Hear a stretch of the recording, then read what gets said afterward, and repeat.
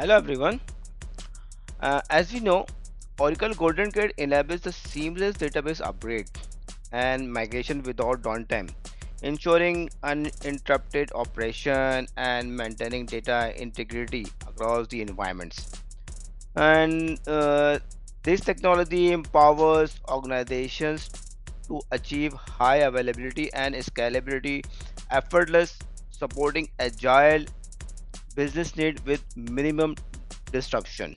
And in this video we will discuss about the replicate and collector processes of Oracle Golden Gate. I am Kamran Hussain. Now let's start. As we know, Oracle Golden Gate smoothly connect and sync data across the different type of the database like Oracle, SQL Server, MySQL, Postgre. So this helps business run more efficiently by ensuring data is consistent and reliable across their IT system. So why Oracle Golden Gate support these databases is due to its architecture. So one of the very important process of Golden Gate is the collector. So collector is collect the data from the extract and write the data to the file of target system. So extract requires the manager to start the collector process when it sees the data must be transmitted over the TCP/IP to the remote trail. So it receives the extracted database changes that are sent by the extract and write them to the trail file. And collector can receive information from only one extract process. So there is only one collector for each extract that we can use. We summarized it.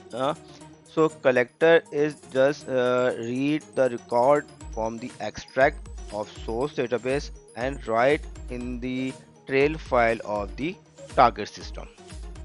As we know, by the use of Oracle Golden Gate, we can perform zero downtime migration and upgrade activity.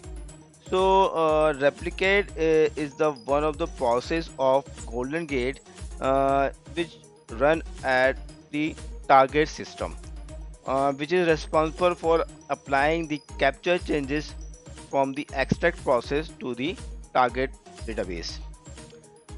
If you talk about the functionality of this process, basically is read the trail file generated by the extract process, which contain the captured changes just like DDL, DML operations from the source database, and these changes are then applied in the real time or near the real time to the target database. And one of the good option for the replicate which uses the dynamic SQL set to compile a SQL statement once and then execute it many times with the different bind variables.